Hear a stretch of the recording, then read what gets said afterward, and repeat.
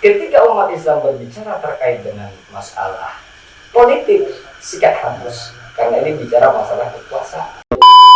Banyak orang sangat alergi dan selalu melecehkan narasi-narasi politik. Anehnya umat Islam itu sendiri.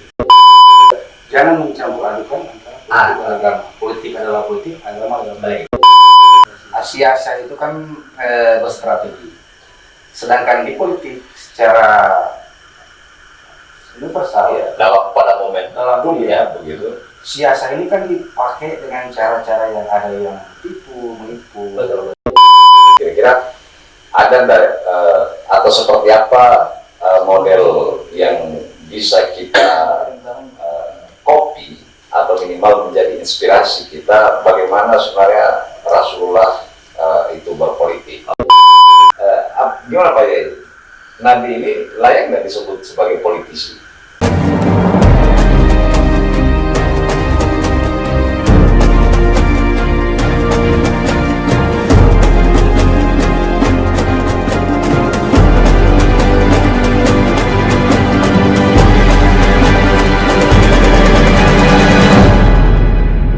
Gerindra Bualemo Podcast. Salam Indonesia Raya. Assalamualaikum warahmatullahi wabarakatuh, sahabat Gerindra, saudara-saudara konstituen yang ada di Bualemo dan Gorontalo. Kita ketemu lagi di podcast Bualemo, Gerindra DPC Gerindra Bualemo, dan mudah-mudahan kita semua Tuhan Yang Maha Kuasa, Allah Subhanahu wa Ta'ala senantiasa sehatkan lahir dan batin, dan kita semua dan termasuk para sahabat Gerindra juga bisa melaksanakan semua aktivitas dengan lancar dan tidak ada kendala apapun. Kesempatan ini kita coba berdiskusi dengan satu tema yang mungkin ini jarang dibicarakan atau diangkat dalam forum-forum partai gitu. Ya, Nah, kita ingin mengambil satu atau berdiskusi tentang satu bagaimana teologi atau perspektif agama memandang aktivitas politik. Karena memang sebelumnya Pak Yai kita sudah membicarakan soal politik itu busuk. betul. Nah, jadi di kesempatan kita, di tengah-tengah kita juga alhamdulillah hadir beliau Bapak Dr. Muhammad Subairi, SPDI, MPDI, dan memang yang cukup representatif untuk kita mengangkat tema ini dan berdiskusi dengan beliau. Nah, jadi sebenarnya kita berangkat dari satu frame berpikir yang ini kami sebagai politisi sering temukan di dalam aktivitas kami, bahwa memang seolah-olah ada keterpisahan antara aktivitas politik dengan nuansa-nuansa yang bersifat religius. Betul. Nah, itu pada satu sisi. Di lain sisi kita menemukan betapa aspek religius ini kemudian menjadi hal yang atau dijadikan menjadi semacam corong politik yang murah meriah kan gitu. Politisi datang ke masjid bawa karpet, bawa sound system gitu, dan nah ini beberapa fenomena yang sering kita jumpai dalam dunia politik gitu. Jadi kira-kira Pak Yai, kita sapa beliau Pak Yai Subair gitu. Terima kasih. Nah, kira-kira apa yang bisa sebagai pembuka di diskusi kita terkait fenomena ini? Baik, bismillahirrahmanirrahim. Assalamualaikum warahmatullahi wabarakatuh. Waalaikumsalam warahmatullahi wabarakatuh. Rekan-rekan podcast Gerindra Bualemo, Kita menyampaikan sahabat Gerindra. sahabat Gerindra Bualemo, terima kasih. Ini kan passwordnya juga harus kita memahami. Terima kasih, kami telah diundang bersama dengan sahabat podcast Gerindra Bualemo dalam acara bincang santai terkait narasi agama dan politik. Betul. Jadi kalau kita ingin mengkaji, jadi melihat politik ini secara komprehensif, secara universal, dan tidak boleh kita parsial. Jadi kalau kita melihat narasi politik dalam perspektif hukum Islam, kitab tertua dalam Islam itu namanya Al-Ahkam As-Sultaniyah. Itu dikarang oleh Imam At-Tawardi tahun meninggalnya 450 Hijriah. Ini sangat lama sekali. Lalu muncullah narasi-narasi khilafah yang terkadang diinterpretasikan bahwa khilafah ini adalah merupakan sistem bernegara. Tidak, khilafah itu adalah merupakan metodologi umat Islam untuk berpolitik. Berpolitik bukan bicara soal pemimpin. Bukan bicara dalam artian menegakkan syariat Islam. Ya. Ini interpretasi yang harus kami antar dulu. Jadi ketika kita bicara masalah khilafah, maka substansinya itu adalah kita berbicara pada ranah bagaimana memanage politik itu dalam sebuah perspektif Islam. Nah, kita baca misalkan komentarnya Dr. Muhammad Nasir ya, dalam beberapa artikelnya. Muhammad Nasir katakan gitu. Ketika umat Islam berbicara masalah Islam ibadah, ya. Ketika berbicara masalah Islam ekonomi, waspada, harus diawasi. Tapi ketika Islam berbicara politik, harus disikat dan dihabiskan. Coba kita lihat narasi yang terjadi sekarang. Iktikaful di masjid, Isra Mi'raj, mau di masjid. Karena persoalan ritual ibadah yang konotasinya adalah person to person untuk pribadi. Tapi ketika kita berbicara al-iqtisadiyah fil Islam, konsepsi ekonomi dalam perspektif Islam, nah, kita diawasi, hati-hati jangan sampai umat Islam maju dalam aspek ekonomi. Karena memang Nabi mengatakan bahwa akan datang suatu masa di mana agama ini tidak bisa ditegakkan kecuali lewat finansial. Betul. Harus diawasi, umat Islam harus lemah. Makanya saya katakan bahwa politik identitas itu wajib. Kenapa kami katakan demikian? Nabi kan mengatakan malam yahtam diambil muslimin, siapa yang tidak memperhatikan kondisi real umat Islam, muslimin. Pada Islam itu maka tidak terkategori golongan kami. Ini jelas nih politik identitas. Kan seperti itu. Jadi saya katakan include semua teknis-teknis iya, politik di situ. sudah iya. Ketika umat Islam berbicara terkait dengan masalah politik, sikat habis. Karena ini bicara masalah kekuasaan. Hal-hal penting yang urgent yang akan menjadi Sikat habis dalam artian ya jangan membatasi diri dari kegiatan politik. Sikat habis dalam artian jangan kasih panggung dan ruang umat Islam pada hal yang urgent terkait dengan kebijakan dan kemaslahatan umat. Makanya di Indonesia ini kan aneh. Banyak orang sangat alergi dan selalu melecehkan narasi-narasi politik. Anehnya umat Islam itu sendiri. Sehingga yang mayoritas dikalahkan oleh minoritas. Kami akan ambil contoh. Misalkan di India rata-rata masyarakatnya beragama Hindu. Pasti pegawainya Hindu. Pasti pegawainya menterinya, perdana menterinya Hindu. Ini namanya identitas yang jelas nih. Jadi ada biasa narasi bahwa jangan mencampur adukan antara agama. Politik adalah politik, agama adalah baik.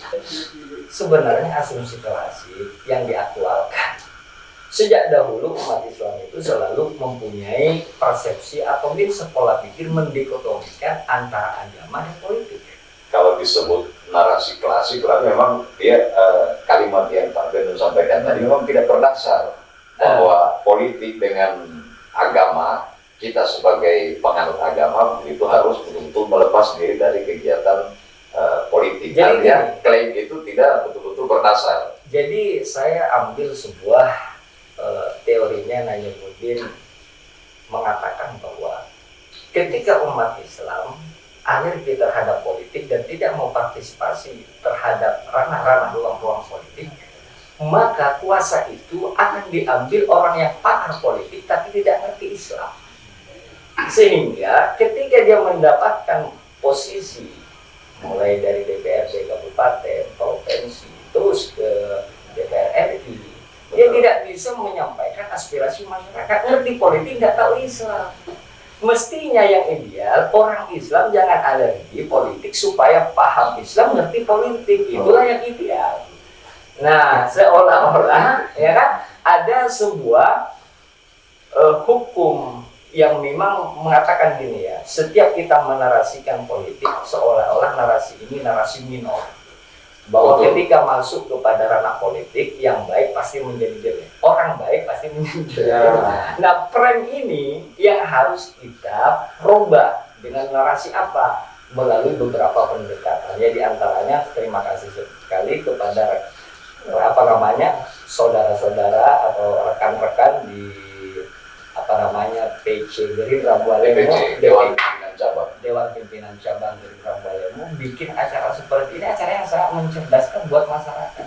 Mari kita berdiskusi dengan santun, dengan elok, ya. Kita kupas tuntas apa sih korelasinya antara agama dan politik gitu. Secara totalitas, universal gitu. Jangan parsial. Nah, saya akan ambil contoh ya sedikit. Bahwasanya kalau kita menarasikan, saya dulu begini, ada suatu teori Muhammad Abduh mengatakan begini. Mudah-mudahan bukan teori Muhammad Abduh, saya baca beberapa artikel mengatakan bahwa kata asiasa itu apapun bentuknya harus dihilangkan. Siasa itu dalam Islam adalah politik. Ya, itu kata Muhammad Abduh harus dihilangkan dan bahkan mungkin itu diharamkan. Entah ini statement Muhammad Abduh, cuma kami pernah membaca narasi seperti itu. Sebenarnya ketika kita ini alergi dan kita mendikotomikan agama dengan politik, itu sebenarnya Islamnya bukan Islam kafah, bukan Islam totalitas. Kita mau ambil referensi dari manapun, Rasulullah itu sebagai pemimpin, dia sebagai ulama, karena memang kapasitas keilmuannya sangat luar biasa, kredibilitas gitu lah. Tapi dalam konteks sekarang ada orang paham politik, tidak paham agama, ada paham agama, tidak paham politik. Nah, ini dinamika yang terjadi. Bagaimana solusinya? Tentunya kita tidak hati-hatinya harus mengintegrasikan antara agama dengan politik dengan narasi-narasi seperti inilah buat podcast. Dan pada akhirnya juga kan meskipun kita akan lebih banyak bicara dari perspektif Islam, kemudian sahabat Gerindra kita juga kan banyak dari saudara-saudara termasuk kita di Bualemo ini kan Hindu, kemudian Nasrani, Kristen gitu.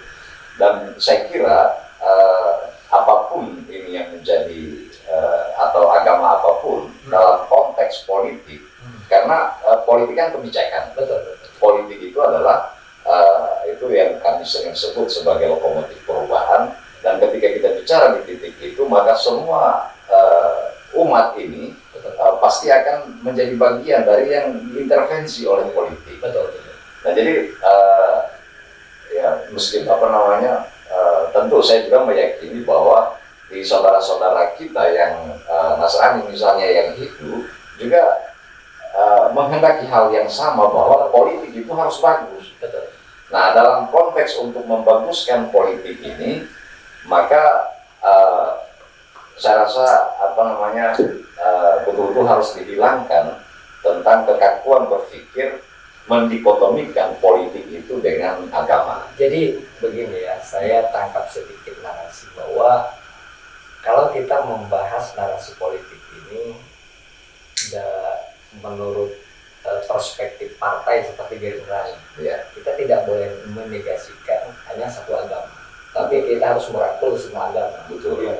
Substansi Islam tidak pernah kita memarginalkan agama-agama yang justru Islam sangat kooperatif terhadap semua golongan. Nah, kan seperti itu gitu. Nah, artinya kami substansi daripada politik itu sebenarnya adalah persoalan kepemimpinan. Kan seperti itu. Itu persoalan leadership kepemimpinan. Saya flashback ke belakang ya terkait dengan masalah narasi politik ini. Pertama, kita kenal yang namanya Salahuddin Al-Ayyubi.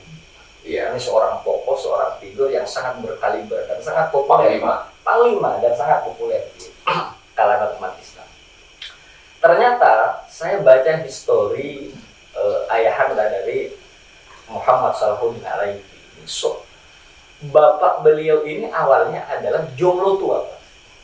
Kenapa jomblo tua? Saya nanti korelasinya antara kepemimpinan. Kenapa ayahanda dari Salahuddin Al-Ayyubi jomblo tua? Karena dia punya prinsip. Saya tidak akan mau menikahi seorang wanita sebagai pendamping hidup saya ketika tidak punya visi misi, anak saya dilahirkan nanti dari rahim istri saya ini yang mampu membebaskan kota Yerusalem. Jadi dia mensortir beberapa perempuan yang menurut pandangan Islam yang saleh, yang salehah, belum pernah dia dapat. Akhirnya jomblo sampai tua. Nanti saya akan berbicara bagaimana memplanning sebuah kepemimpinan Islam di masa lalu, kan seperti itu. Nanti kita aktualisasikan, transformasikan dalam konteks kekinian, betul lah. Lalu suatu ketika Ayahanda Salun Al-Ayyubi yang sudah jomblo tua ini salatlah di masjid ketemu dengan seorang syekh. Tiba-tiba pada waktu itu ada seorang wanita diinterview oleh syekh ini. Dia katakan, kenapa kamu sudah usia seperti ini masih belum ada keinginan untuk menikah? Apa kata wanita ini? Saya tidak akan pernah menikah kecuali dengan seorang laki-laki yang punya obsesi cita-cita besar, menjadi pendamping hidup saya, dan saya punya keturunan yang bisa membebaskan kota Yerusalem. Kata saya ini cocok. Kebetulan dia sholat maghrib sama-sama di tempat itu. Akhir menikahlah Ayahanda Sallallahu Alaihi Wasallam ini dengan pendampingnya. Jadilah Muhammad Sallallahu Alaihi Wasallam. Apa yang narasi yang saya ingin sampaikan? Bahwa pemimpin itu bukan hasil dari hal yang sangat instan gitu, by proses. Gitu loh. Sekarang fakta yang terjadi di negara kita ini tidak punya background politik karena faktor finansial, karena faktor sukuisme dan sebagainya. Mohon maaf. Tidak punya kapasitas, akhirnya apa? Sesuatu yang instan mustahil akan menghasilkan produk berpikir model kepemimpinan yang dahsyat seperti Muhammad SAW. Jadi motivasi saya, sahabat-sahabat apa? Sahabat Gerindra ini, ya konstituen dimanapun berada, yang masih jomblo, programkan menikah itu untuk apa? Memang ingin menciptakan anak pemimpin presiden Indonesia. Kan seperti itu gitu. Jadi sahabat Gerindra dimanapun berada, memang yang masih jomblo programkan bahwa saya akan mencari pendamping yang memang akan melahirkan menjadi presiden Republik Indonesia. Saya kualitas yang berkualitas gitu. Jadi mohon maaf, jadi saya agak mundur sedikit ini tentang tadi saya mendengar di sini soal siasa. Asiasa itu kan berstrategi. Sedangkan di politik secara universal pada momen dalam dunia begitu. Siasa ini kan dipakai dengan cara-cara yang ada yang menipu, dan sebagainya. Nah, bagaimana kita bersikap sebagai ini mau sampaikan dalam proses itu ada money politik. Betul. Yang pasti kan ya agak miring-miring lah strateginya. Termasuk ini ya sebut saya dalam momentum pilcaleg misalnya atau anggap saya pilkada lah. Nah, bagaimana soal kita tehel di masjid, soal karpet di masjid, bangun pura misalnya, antar semen di gereja. Betul. Jadi pandangan secara Islam. Betul. Jadi terima kasih. Ini pertanyaan yang sangat positif dan bergizi sekali ketika menanyakan terkait masalah asiasa yang selalu distigmakan oleh masyarakat, stigmanya negatif. Strategi. Padahal kita mengetahui, tidak usah kami bahas masalah Dante Alighieri dan sebagainya dari politik, tapi kita lebih mengkhusus kepada teori keislaman, kajian kita bahwasanya politik itu adalah merupakan seni. Bagaimana seni mempengaruhi masyarakat, yani untuk mencapai sebuah tujuan yang ideal kan seperti itu. Ada sebuah ungkapan ya, asar kalau dalam bahasa hadis itu ucapan sahabat yang mengatakan, tapi biasa disebut hadis, padahal ini asar. Kaifa takunu ya yuwalla alaikum. Bagaimana keadaanmu? Kamu ini akan dipimpin oleh seorang pemimpin sesuai dengan keadaan. Jadi kualitas yang sering kita dengar sebagaimana dirimu maka begitulah pemimpin. Itu sebenarnya asal ucapan sahabat. Tapi dikonotasikan sebagai hadis. Misalkan nih, ya sahabat Gerindra di Boleman. Ada apa kondisi politik misalkan gonjang-ganjing politik yang belum stabil terjadi dinamika. Kaifa takunu yatawalla alaikum. bagaimana keadaanmu, kamu ini akan dipimpin oleh seorang pemimpin sesuai dengan kondisimu. Jadi kita harus muhasabah dan introspeksi diri. Jadi gitu ya. Saya akan membahas terkait tadi pertanyaan yang sangat luar biasa, narasi money politik yang selalu diklaim sebagai sesuatu hal yang kurang elok dalam konteks perpolitikan kita kan seperti itu. Jadi saya katakan bahwa ini adalah merupakan suatu sistem atau sebuah manajemen yang sudah turun-temurun, yang susah sekali untuk kita hilangkan seperti itu. Dan ini dalam konteks Islam kan sudah jelas manggasyana palisamina. Siapa yang dalam artian menipu itu bukan umat kami. Mencari simpati dukungan orang lain dengan memberikan sesuatu entah berupa finansial atau logistik. Ini kan sudah strategi kuno sebenarnya. Sehingga orang yang berpotensi karena tidak punya logistik dikalahkan. Maka oleh karena itu saya katakan bahwa sahabat Gerindra di Kuala Lumpur dan konstituen dimanapun berada harus cerdas dan arif dalam menyikapi perspektif politik ini. Ada generasi muda yang cerdas, yang punya kapasitas, dan itu harus kita prioritaskan. Karena idza wudi al-amru ala ghairi ahli fantadirus sa'ah, the recommend on the right place, bahwa serahkan sesuatu itu pada ahli. Kan seperti itu. Nah, gitu lah. Saya kira demikian. Itu ungkapan. Jadi memang fenomena yang terjadi di di masyarakat kita ini dan saya kira tidak hanya di Kuala Lumpur. Memang permasalahan ini sebenarnya datar saja ketika betul-betul dalam hal mendudukan konsep berpolitik itu memang dijauhkan dari hal-hal yang atau seperti ini bertolak belakang. Nah itu pada praktek-prakteknya. Jadi ketika ada orang yang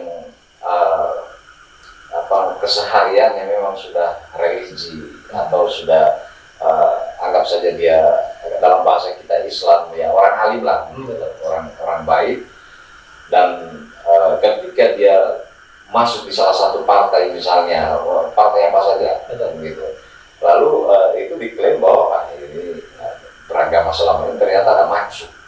Nah yang kita ingin clearkan di diskusi ini adalah bagaimana pendapat terutama di sahabat Gerindra ini dan masyarakat secara umum untuk betul-betul menghilangkan narasi-narasi dikotomi antara agama dan politik, bahwa memang tadi Pak Yai sudah menyinggung di awal dengan berbagai macam referensi, saya kira termasuk kalimat para ulama, bahwa memang dalam berpolitik itu atau kita dalam memandang politik itu ini menjadi semacam anjuran agar kita menghasilkan pemimpin dari proses politik ini memang betul-betul kapabel, gitu. Nah, jadi itu yang ingin kita capai itu adalah hilangnya stigma di masyarakat tentang dikotomi politik dan agama. Jadi gini ya, ini sebenarnya sudah terrealisasi dengan munculnya Tuan Guru Bajang sampai 2 periode. Ini sebenarnya adalah hal yang harus kita support, bahwa narasi ini tidak lama kok akan bergeser dan menjadi narasi yang positif itu. Nanti narasi-narasi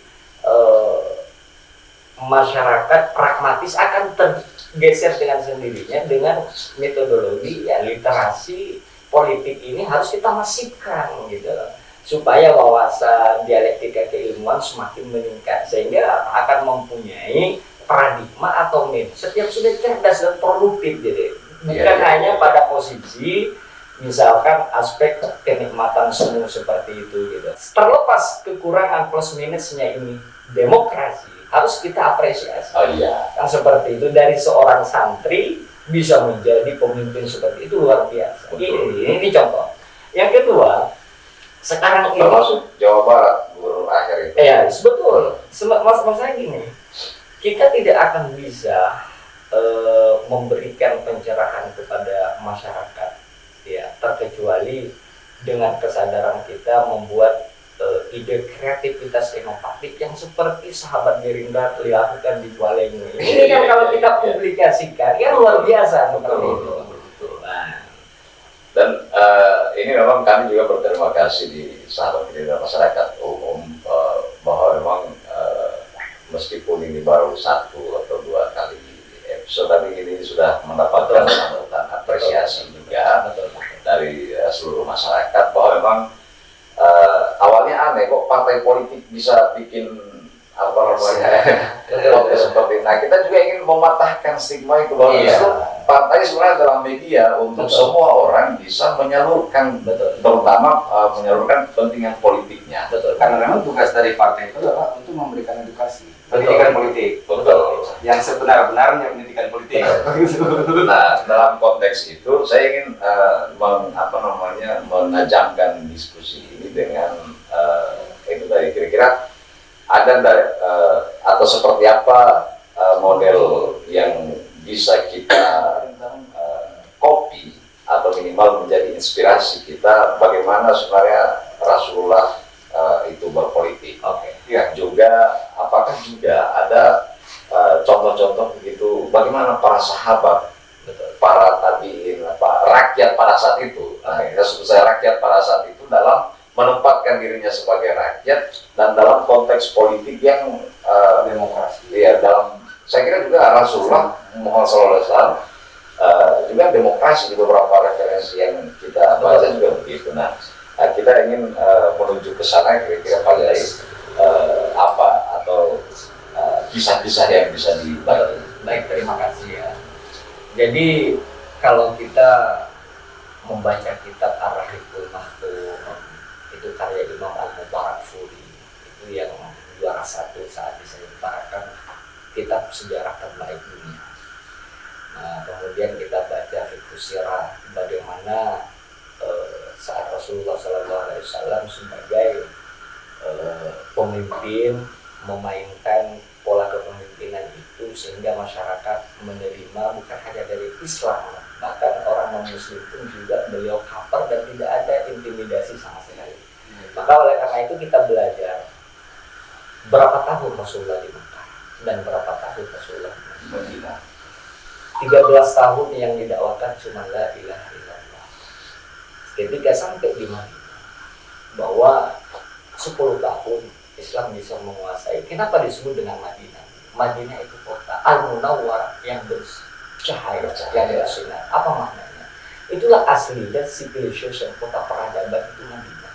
Kenapa Rasulullah begitu hebat membentuk negara Madinah ini dengan mengcover berbagai macam entitas yang ada di dalamnya? Sekali lagi saya katakan, bukan hanya umat Islam, lurus Yahudi kalau sudah palsu.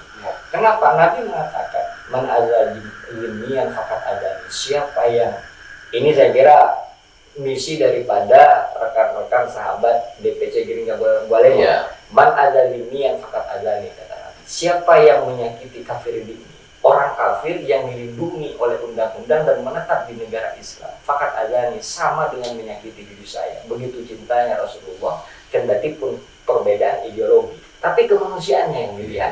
Saya kira inilah yang diperjuangkan juga oleh sahabat-sahabat DPC Gerindra Gualengo. Yang kedua, saya akan jelaskan bahwa kalau Rasulullah SAW menarasikan politik, ya memang sangat luar biasa. Kenapa?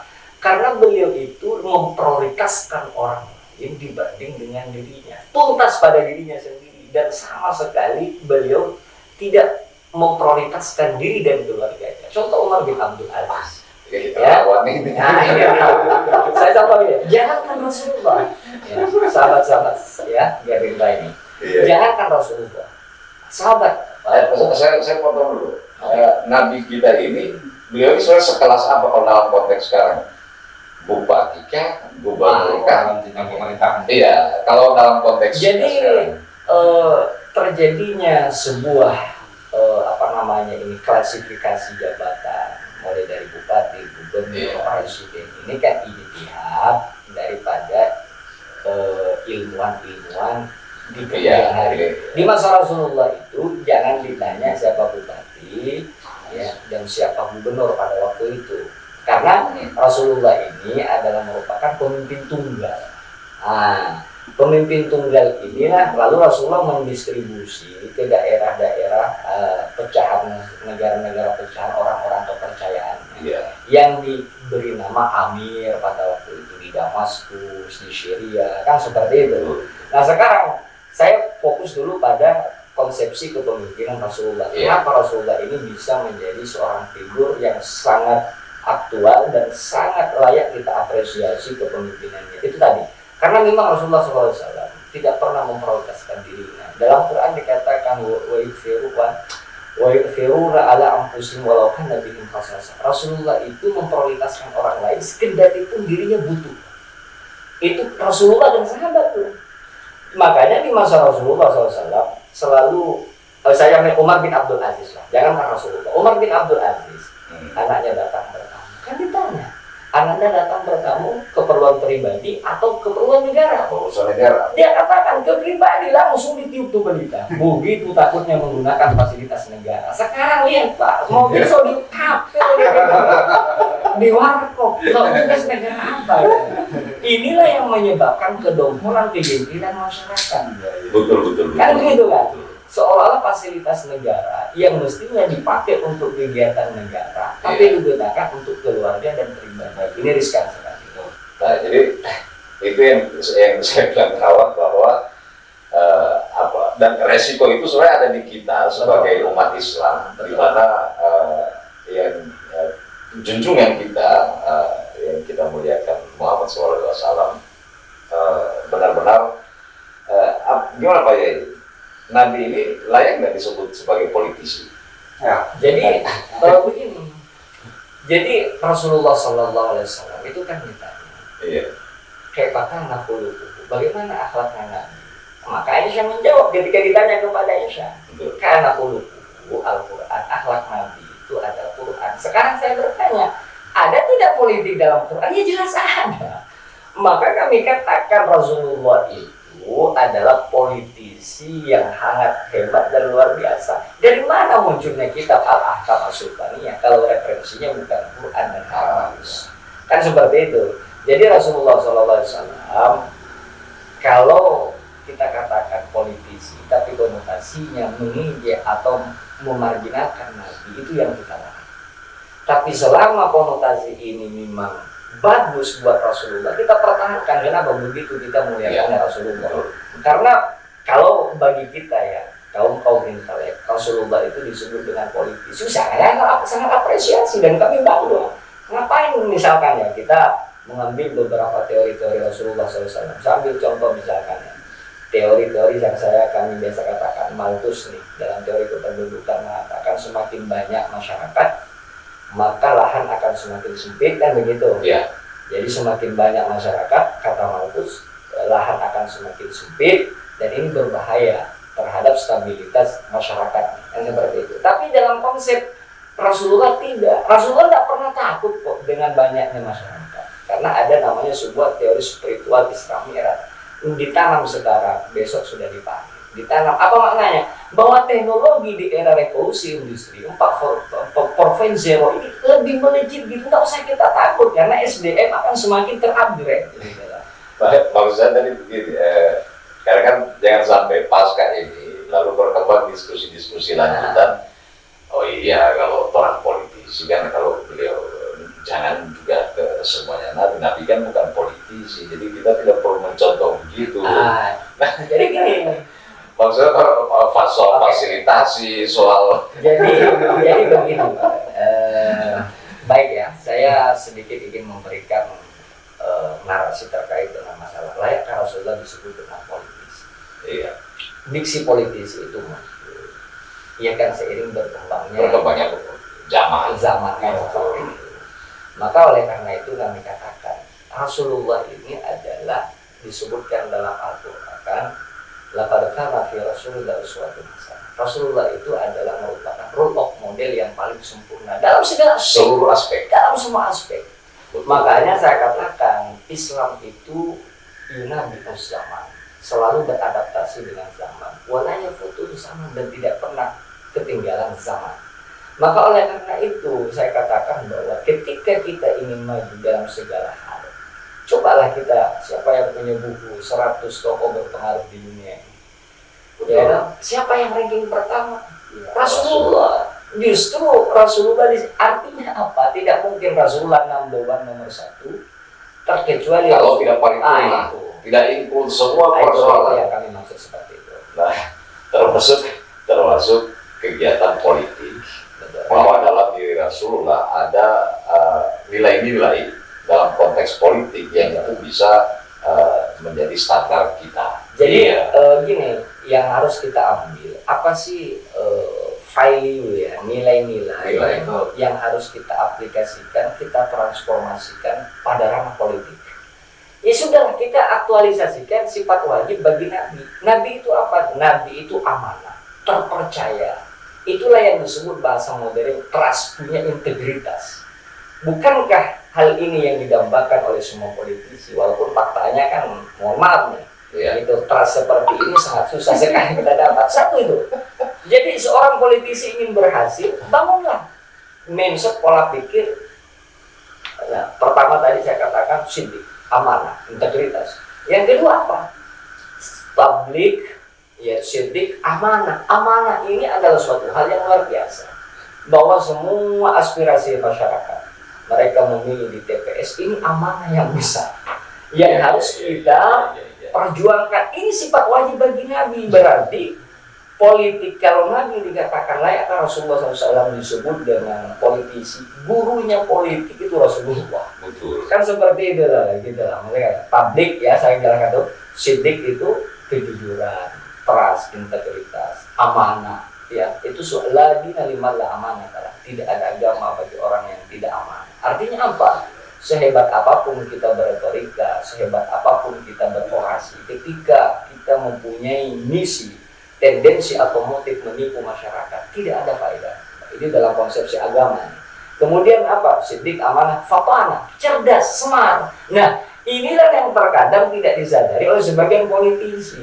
Yang saya katakan tadi, hanya punya kapital finansial, tidak mempunyai background, pendidikan, pengalaman, sepak terjang yang mumpuni, tiba-tiba masuk pada ranah politik. Inilah yang terkadang dikibuli seperti itu. Kenapa? Karena Nabi itu anak cerdas, smart gitu, brilian. Jadi Nabi itu ketika memberikan cobalah apa sih kontribusi saudara-saudara kita. Ini saya membahas dulu mengerucut kepada konteks keagamaan. Misalkan kami tidak menarasikan bahwa sahabat-sahabat DPC Gerindra Bualemo ini untuk memperjuangkan agama secara totalitas, tidak. Tapi maksud saya bahwa apa ya, ketika misalkan ada perda, kan pasti masih dicari staf ahli. Justru lebih hebat staf ahlinya daripada yang mempunyai posisi di situ. Ini kan riskan juga nih. Padahal saya katakan yang namanya leader kepemimpinan ini harus multi talenta dan hasanah keilmuannya harus melejit gitu, seperti itu. Nah, jadi sidik, amanah, tablik, ya, sidik, amanah, tablik. Nah, saya kira ini saja yang harus kita miliki supaya apa? Supaya narasi politik kita bagus dan kita juga mempunyai prinsip bahwa money politik akan hilang, black campaign akan hilang ketika literasi seperti ini yang kita kerjakan pada malam ini. Dan saya sangat apresiasi sahabat DPC Gerindra Bualemo bisa membuat acara yang luar biasa seperti ini. Saya kira demikian.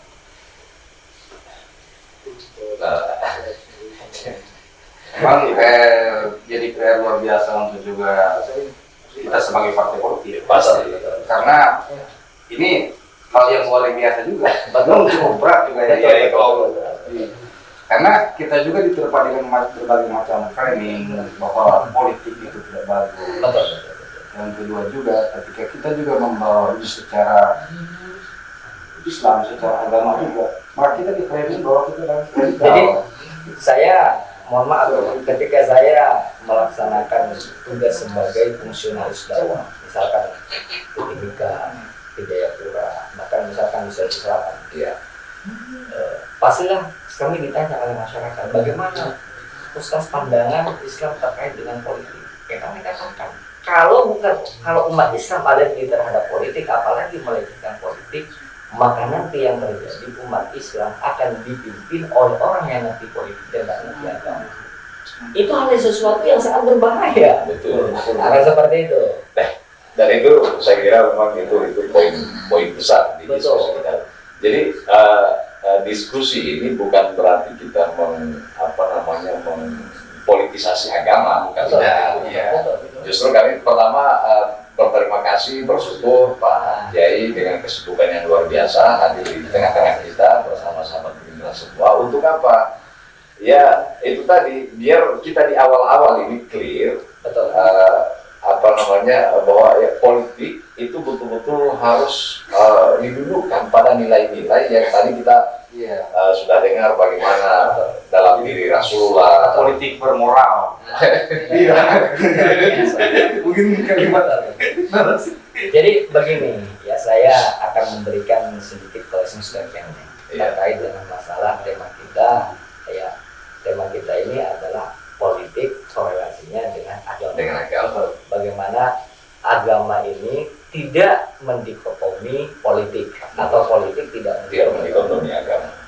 Kemudian korelasinya juga sahabat kita mengatakan tadi politik ini dekat dengan agama dituduh dengan radikal. Inilah sebenarnya narasi inilah yang harus kita counter dan kita harus berikan pencerahan. Mohon maaf nih. Insya Allah besok kami akan memberikan saya materi di Kementerian Agama Kabupaten Bua Lemu. Bagaimana kompetensi masjid? Ya, ini kita bahas masalah SDM masjid nih. Bagaimana masjid ini jangan distigmakan sebagai tempat ibadah. Padahal masjid ini skopnya sangat luas. Bisa menjadi tempat perekonomian, al-ijtimaiyah, tempat sosial. Sehingga fungsi masjid ini mencerahkan dan mencerdaskan, dan itulah yang terjadi di masa Rasulullah. Mohon maaf kalau di masa Rasulullah masjid sebagai pusat militer, pusat pendidikan, pusat sosial, Tempat rapat paripurna. tempat rapat paripurna. Kan seperti itu. Nah sekarang ada narasi yang umat Islam mesti harus mengkritisi, terutama kaum milenial generasi muda ini. Yuk mari kita belajar politik yang santun, yang elok. Kita tidak boleh gitu loh alergi terhadap narasi politik ini, karena politik adalah merupakan media tadi ya, sarana untuk apa? Untuk berpartisipasi menyuarakan aspirasi masyarakat. Saya kira demikian. Iya, dan pada ujungnya bahwa memang politik kita tidak bisa pisahkan dengan agama, yang dalam konteks agama memang mengikat personality. Betul. Lalu efek dari personal yang terikat dengan nilai-nilai agama apapun itu tentu semua mengajarkan kebaikan. Betul. Maka efek dari itu termasuk dia sebagai politisi tentu mendengarkan segala sesuatunya dalam hal-hal yang diatur agama dalam konteks yang baik. Pun sebagai masyarakat yang memang jadi pemegang kedaulatan dalam negara demokrasi ini, juga punya kedudukan yang sama, dalam artian agama mengikat setiap personality itu untuk betul-betul mendudukkan seluruh perkaranya dalam hal yang memang betul-betul digariskan. Jadi begitu pentingnya yang namanya politik dalam perspektif hukum Islam atau politik dalam perspektif agama Islam. Apa kata ulama? Seandainya saya punya satu doa, dan doa ini satu-satunya diterima oleh Allah, maka saya hanya meminta doa berikan kami pemimpin yang adil. Kenapa ini persoalan kepemimpinan doa politik nih? Andaikan dia tidak akan minta harta, ya, dia tidak akan minta harta, tidak minta keturunan, dia tidak. Andai kata saya punya satu doa dan hanya satu ini yang diterima oleh Allah, apa yang dia minta? Ya Allah, berikanlah kami pemimpin yang adil. Karena kalau pemimpin skopnya secara universal memberikan kesejahteraan seperti itu. Dan itu doa politik. Doa politik. Betapa pentingnya politik dalam negara demokrasi. Yang kalau ini dikelola jauh dari agama begitu, maka kita pun saya pribadi ya agak khawatir juga untuk menghayalkan efeknya. Saya kira itu upaya untuk closing terkait dengan diskusi kita. Terima kasih sahabat-sahabat DPC Gerindra Bua Lemu yang telah mengundang kami dalam bincang santai ini yang membahas terkait dengan narasi toleransi atau literasi politik dan agama. Pertama adalah jika kita alergi terhadap tema politik, maka yakin dan percaya orang yang tidak profesional dan tidak punya kompetensi akan mengambil ranah politik ini dan akan memainkan bukan pada tempatnya. Dan ini adalah merupakan suatu kezaliman yang dapat merusak bukan hanya pribadi, tapi efeknya sangat universal seperti itu. Yang kedua, generasi muda, mari bangkit, sadar, belajar terkait narasi literasi politik ini. Kenapa? Karena tanpa politik kita tidak bisa mempunyai peran yang urgen, apalagi memperjuangkan aspirasi masyarakat, pendidikan, ekonomi, sosial, dan budaya. Satu-satunya jalan yang harus kita tempuh bagaimana kita mampu kalau bisa berpartisipasi di dalam politik. Kalau ada mengatakan agama tidak boleh berpolitik, saya kira ini sebuah pola pikir yang harus kita luruskan. Sebab bagi saya agama akan bagus, pendidikan akan bagus, umat akan bagus jika aktor politiknya semua orang-orang yang sehat dan mampu memberikan kerja. Amin, insya Allah. Dan dengan begitu kita boleh punya harapan besar ketika apa yang disampaikan ini, maka kita akan menjadi salah satu daerah yang akan maju. Betul. Saya di akhir ini tentu bersyukur ada narasi-narasi yang disampaikan Pak Kiai. Tentu meskipun secara universal, tapi bagi kami partai tentu ini menjadi catatan-catatan penting dalam hal bagaimana merealisasikan politik ini atau partai dalam kerja-kerja politiknya, termasuk nanti kita bagaimana betul-betul menciptakan kader-kader yang pada akhirnya nanti kita siapkan untuk ada di ruang-ruang pemerintahan legislatif maupun eksekutif. Betul-betul apa yang dinarasikan oleh Pak Kiai tadi menjadi catatan penting. Dan juga sahabat Gerindra, jangan sampai juga ada yang bertanya, wah ini Pak Kiai kita dari mana? Jadi nama beliau tadi Dr. Muhammad Subairi SPDI, MPDI, dan beliau memang ada di sekitar kita di lingkungan aktivis PMI NU di Buah Lemo. Tentu beliau bukan sosok yang asing, pimpinan dan pembina pengasuh Pondok Pesantren Modern Darul Madinah Wonosari yang ada di Desa Jatimulya. Betul. Terima kasih, sehat selalu Pak Kiai, dan salam untuk seluruh santri yang ada di sana. Siap. Pak Dami, silakan ditutup. Oke, jadi untuk malam ini insya Allah kembali kita akan buka komentar. Kita akan membaca komentar, kita insya Allah bisa. Dan juga mohon maaf juga kepada Yai agar tidak bosan-bosannya apabila kita bisa kembali. Ya, dan kalau ada komentar yang muncul, ada pertanyaan, tentu kita harus undang lagi beliau. Jadi bagi saya mohon maaf sedikit ya, bahwa kita tidak boleh juga alergi terhadap komentar. Kemajuan suatu bangsa ini harus kita kritisi. Ya, artinya kita harus mampu memberikan yang terbaik dan kita harus welcome dan menerima ketika kita dikoreksi dan dikritisi. Ini adalah cara Allah. Maksudnya begini, di komentar nanti entah dari sahabat, pertanyaan-pertanyaan tiba-tiba ada pertanyaan yang itu memang Pak Kiai harus jawab, maka kita undang lagi. Jangan distigmakan beliau. Saya kira juga kalau partai lain juga punya forum yang sama, beliau juga. Betul. Jadi ketika nanti muncul sebuah narasi kritikan, atau pertanyaan, tapi kita berharap bahwa semua kritikan itu sifatnya konstruktif. Karena kalau kita mengkritisi sesuatu yang destruktif kan tidak ada faedahnya. Betul. Terima kasih. Terima kasih. Gerindra Buah Lemo Podcast. Salam Indonesia Raya. Gerindra!